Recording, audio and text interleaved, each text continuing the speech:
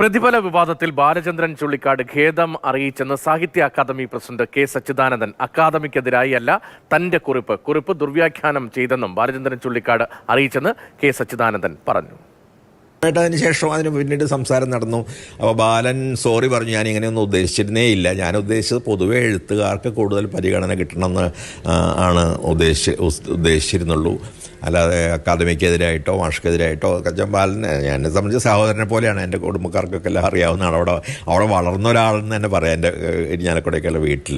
അപ്പോൾ അതുകൊണ്ട് അങ്ങനെ ഒരു പേഴ്സണലായിട്ട് ഒട്ടും തന്നെ ഉദ്ദേശിച്ചിട്ടില്ല, അത് ദുർവ്യാഖ്യാനം ചെയ്യപ്പെടുകയാണ് ചെയ്തത് എന്ന് പറഞ്ഞിട്ട് എനിക്ക് ബാലൻ്റെ വാട്സാപ്പിലുള്ള മറുപടി വരികയും ചെയ്തു. അത് മാത്രമല്ല, അങ്ങനെ അദ്ദേഹത്തിൻ്റെ മാത്രമല്ല, വേറെ ചിലർക്ക് ഇതുപോലെ വളരെ യാന്ത്രികമായിട്ട്, അതായത് ഈ കിലോമീറ്ററിന് ഇത്ര എന്നൊക്കെ പറഞ്ഞൊരു ഗവൺമെൻറ് കണക്കുണ്ട്, അതനുസരിച്ചാണ് അവർ കൊടുക്കുന്നത്.